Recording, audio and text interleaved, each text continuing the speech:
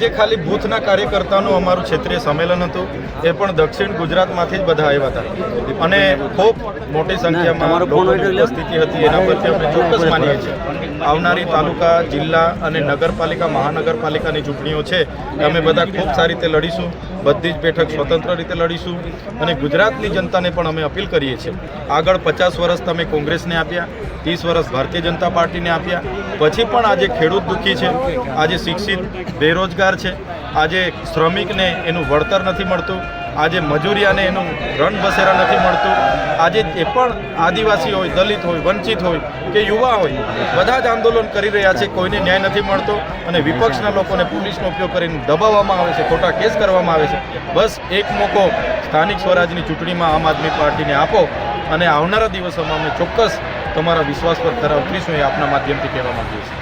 ખાસ કરીને અરવિંદ કેજરીવાલ કાર્યકર્તાને શપથ લેવામાં આવ્યું છે, એવું અરવિંદ કેજરીવાલજી જે શપથ લેવડાવ્યા છે એ એવા શપથ લેવડાવ્યા છે, તમે જોયું હશે વિપક્ષને દબાવવા માટે, ચાહે અરવિંદ કેજરીવાલજી હોય, એમને પણ 6 મહિના સુધી ચાલુ મુખ્યમંત્રી હતા તો બી જેલમાં નાખી દીધા.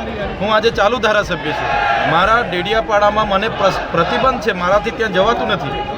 એક ચૂંટાયેલા ધારાસભ્યને પોતાના વિસ્તારમાં ન જવાય, આ તો ક્યાંની લોકશાહી છે? તો જે પણ સરકારની વ્યવસ્થા છે, એમની જે નીતિ છે એની વિરુદ્ધમાં આખો એક જુવાળ ઊભો થયો છે.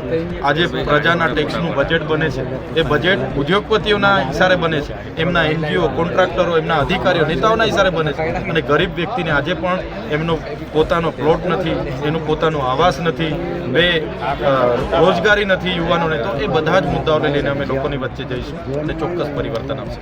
જાહેર મંચ પર એમ કહેવામાં આવ્યું કે હજી તમારો સરકાર છે, તમે કહો અમારે આવશે, તમે બતાવી દેશો, એટલે શું બતાવો? તમે જોયું હશે આ ચૈતરભાઈ વસાવા એક સામાન્ય પરિવારમાંથી ખેતીવાડી અધિકારી આ જિલ્લામાં ઉમરપાડા તાલુકામાં હતા. અમે નેતાઓને જોયા, અભણ નેતાઓ અમારા પર રાજ કરે એમ કરીને રાજીનામું મૂકીને અમે જાહેર જીવનમાં આવ્યો. જાહેર જીવનમાં આવીને અમારા લોકોનો અવાજ ઉઠાવીએ એમાં અમારો શું ગુનો છે? અમારા વિસ્તારમાં શિક્ષકો નહીં એની માગણી કરી એનો ગુનો છે? અમારે ત્યાં સિંચાઈનું પાણી મળે, અમારે ત્યાં બાળકોને સારી શાળા મળે, અમારા બાળકોને કુપોષણમાંથી બહાર કાઢીએ, રોજગાર મળે, એ માગીએ સરકાર પર, એટલે કંઈ ગુનો છે? એટલે સરકારે મારા પર 19 ગુના દાખલ કર્યા છે ખોટા. આજે મારા ડેડિયાપાડાના મત વિસ્તારમાં મને પ્રતિબંધ છે, મને ત્યાં જવા નથી દેતા. એટલે આ જે એમની નીતિ છે, તો અમે પણ ભાજપના નેતાઓને આપના માધ્યમથી કહીએ છીએ, તમારો સમય હવે વધી ગયો છે, અતિ થઈ ગયો છે. હવે તમે જે પ્રકારે ખેડૂત પર લાઠીચાર્જ કરો, મજૂરોને મારો, તમે ખોટા દંડ ઉઘરાવો, અમારા પર કેસ કરો, આવનારા દિવસોમાં જનતા જાગી ગયેલી છે, પરિવર્તન આવશે. જે દિવસે આમ આદમી પાર્ટીની સરકાર આવશે તે દિવસે અમારા પર જે હેરાનગતિ થયેલી છે એનો વ્યાસ સહિત અમે હિસાબ લઈશું. બિલકુલ આ હતા જે ડેડિયાપાડા